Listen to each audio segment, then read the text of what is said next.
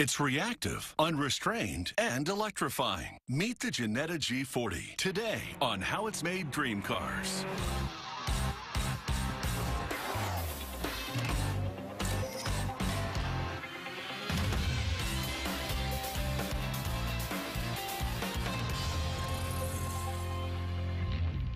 British automaker Ginetta and Team LNT are synonymous with racing, making headway in auto racing history for decades. Since its acquisition by Lawrence Automotive in 2005, it's expanded greatly. Ginetta released the G40, its first road car in 15 years. From the 1960s G10 and the Le Mans prototype to this 1964 G4 road and race car, an impressive history. Ginetta was founded in 1958 in Woodbridge, England, by the Walklett brothers. In 1961, it introduced the G4, a road car and weekend racer. In 2005, Ginetta was acquired by LNT Automotive, rejuvenating the brand.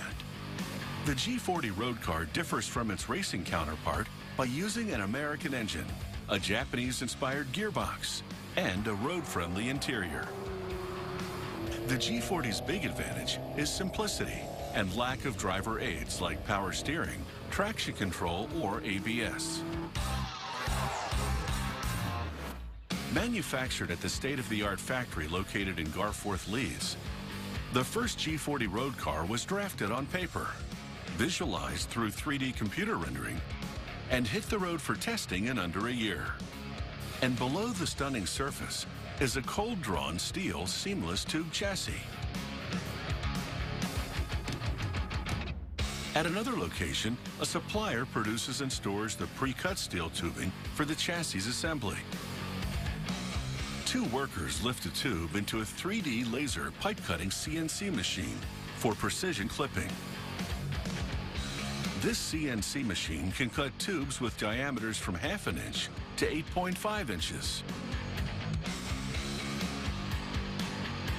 Cutting is managed with an automatic loading and tilting system.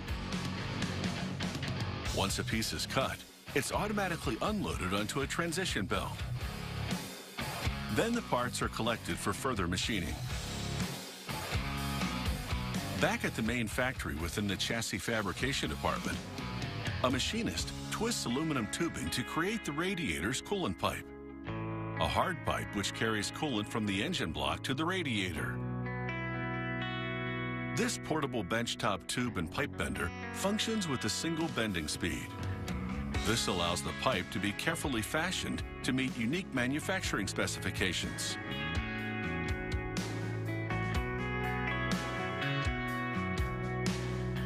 Eventually, the car's internal chassis framework will consist of 262 segments of bent and straight laser-cut tubes.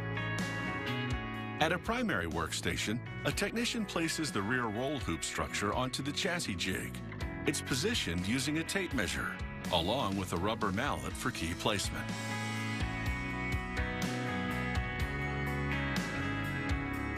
Pieces are welded using a metal inert gas welding unit or MIG gun.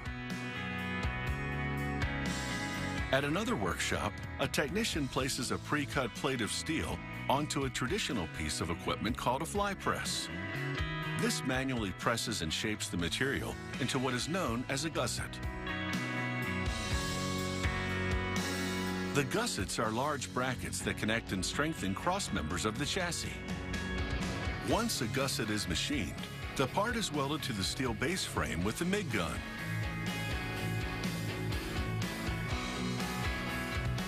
Adding more of the laser-cut steel tubes, the welding technician snaps and locks the upper components into the chassis jig. Now he's building the box section, where areas like the passenger and driver side chassis tubes are aligned. Next, he moves on to weld, forming a larger solidified structure. In total, 103 tubes are installed to form the box section.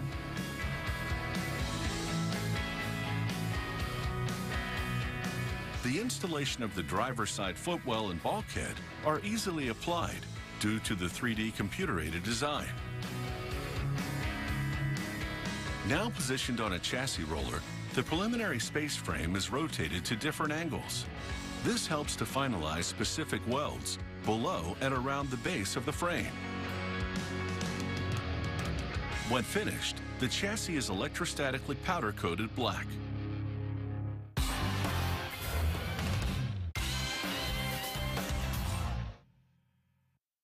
The G40's inexpensive 1.8-liter American engine is the same engine block found in older versions of Ford's compact cars like the Focus, Escort, and Fiesta.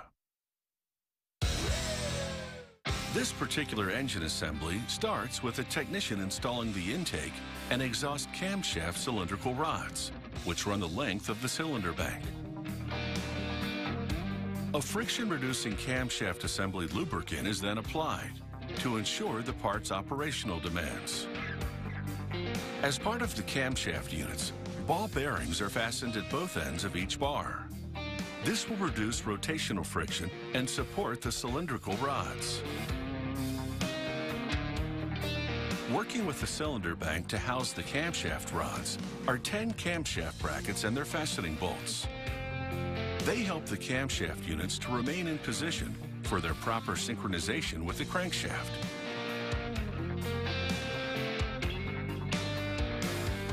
Using an impact driver, each support clamp and fastening bolt is precisely installed.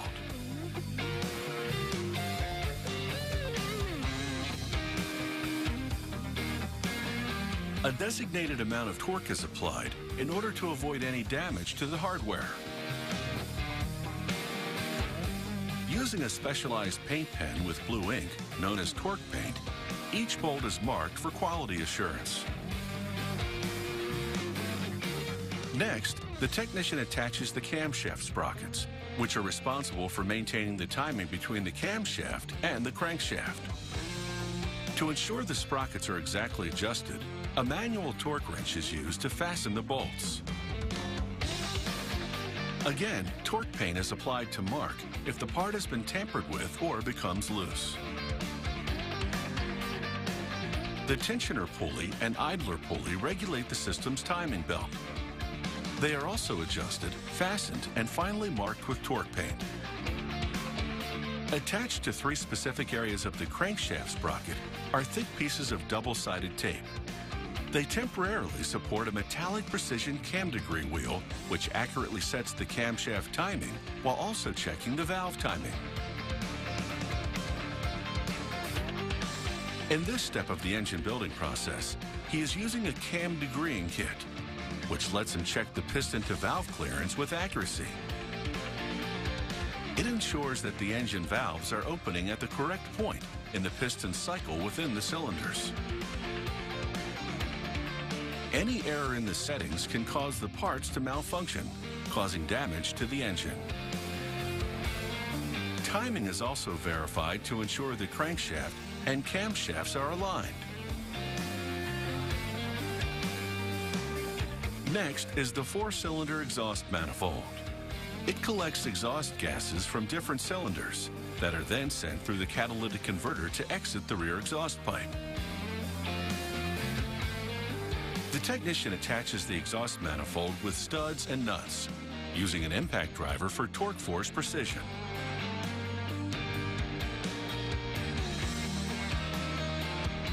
Coverage is added like the aluminum backing plate for the airbox. A plastic camshaft cover follows, along with the aluminum timing belt cover, the water pump pulley, and a plastic camshaft sprocket cover. The engine block is ready for the road and track.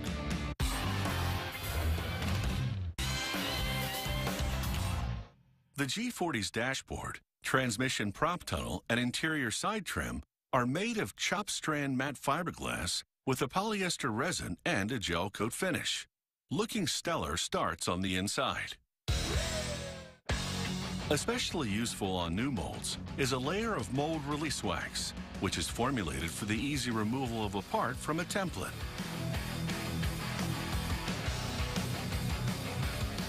Following the implementation of the release wax, a jet black gel coat of a high-quality resin finish is spread across the surface. Once the gel coat is applied, the mold is shuttered to another area for curing at room temperature. Gel coat will not cure adequately below 59 degrees Fahrenheit. And at temperatures above 86 degrees, it will cure too quickly. After the drying process, an epoxy emulsion is painted onto the surface. It is now ready to receive chopped strands of fiberglass that are mixed with more of the high-strength bonding glue. These strands are made by chopping continuous glass filaments coated with a chemical sizing into a specified length. These strands ensure the compatibility with the resin to reinforce the plastic-like structure and provide acoustical insulation.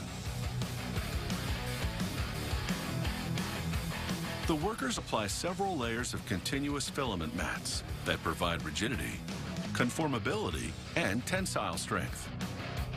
The continuous filament mats are a non-woven mat made from fiberglass filaments.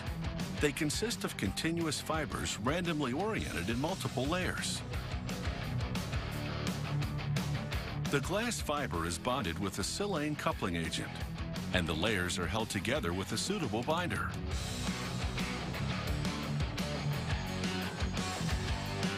Finally, a small fiberglass resin roller consisting of thin parallel fins with deep grooves eliminates air on the flat surfaces and gradual curves before the part is cured.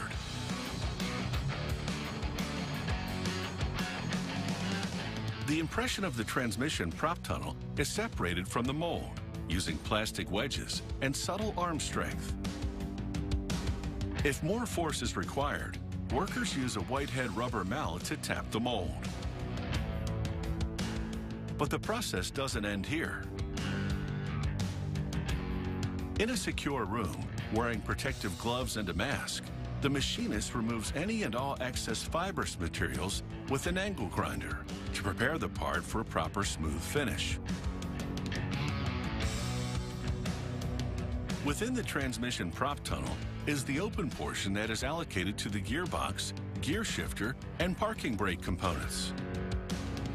Using a small reciprocating saw designed for microcutting, he plunges the hand tool into the panel, making accurate cuts along the perimeter. To follow up, the cut edges are shaped, smoothed, and finished. He exerts pressure to the fiberglass with an air sander and a belt sander for precision quality and ultimate cleanliness. At another work table, he treats the part's exterior with a polishing compound in order to create a cosmetically dynamic finish and surface shine. Altogether, this process removes any flash lines created when the shaping mold and finished component separated.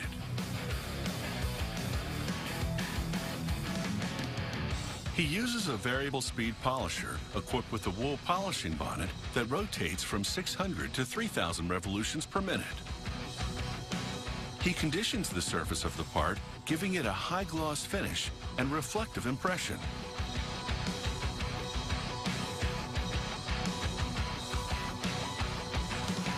With an impact driver, the technician drills the component, creating the necessary holes for soon-to-be installed screws, bolts, and other fastenings. Control elements in the car's cockpit, like the gear shifter and parking brake, will be linked to the transmission prop tunnel. A leather trim will also work in tandem with these sections. The technician applies a polyurethane adhesive, which secures nut plates to the underside of the component. It allows the trim surrounding the gear stick to bolt on. This adhesive also allows for a little flexibility, never cracking over time due to vibrations. Bolts secure the nut plates during curing. Instrumental to the cockpit and the driver's satisfaction is the dashboard, which shares a number of characteristics with the G40's racing sibling. The overall panel, function buttons, and operations indicators translate perfectly onto this road car.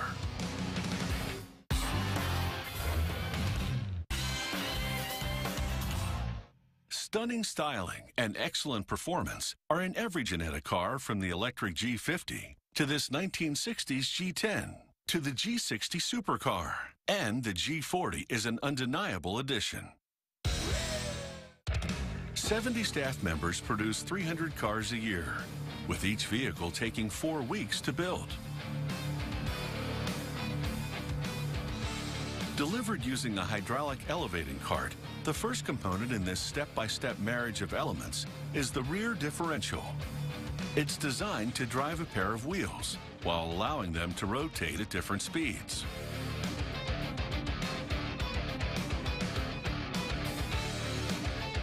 Next are the rear upper suspension wishbones, which control the vertical movement of the wheel throughout suspension travel. 2 half axles connect to the gearbox and differential on either side. This is a fuel cell bladder. It's a gasoline tank encased in a fabricated aluminum housing case and secured with metallic straps. Transmitting power from the gearbox to the differential is the one-piece universal joint called a torque tube, or better known as the drive shaft. More wiring and tubing is attached with twist-tail cable ties. This wiring is for the power of the in-tank fuel pump and the fuel hose that feeds to the engine's fuel rail. After most essentials are affixed to the chassis, cockpit components like the fiberglass rear bulkhead trim, which separates the cabin from the fuel tank and rear suspension units, get added. Following the addition of the rear underside is the side ceiling trim panel, which securely closes the cabin from the exterior. Using an air hydraulic rivet gun, the technician sets the mechanical fasteners into their proper locking positions. As the production of this car gets closer and closer to the finish line, workers deliver the main fiberglass body shell that snaps easily onto the chassis frame. The doors are mounted with conventional hinges. Next, the workers use an air hoist to drop in 2 of the most essential items: a completely frame-fitting engine and the gearbox assembly.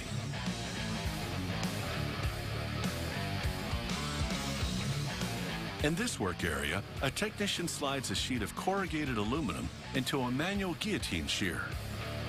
Using the pneumatic foot pedal, this machine shears the sheet quickly with a heavy descending blade. After cutting, it's moved for bending to a counterbalance box and pan folder. The sheet is clamped into place, and a counterweight generates the force to bend the metal.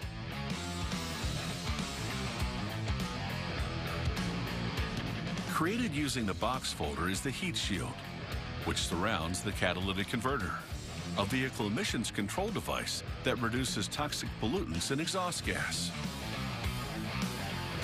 The heat shield also protects the bulkhead, bodywork, and cabin from the high heat generated by the converter. Once the shield is installed, the technician can finally install the radiator's water pipe.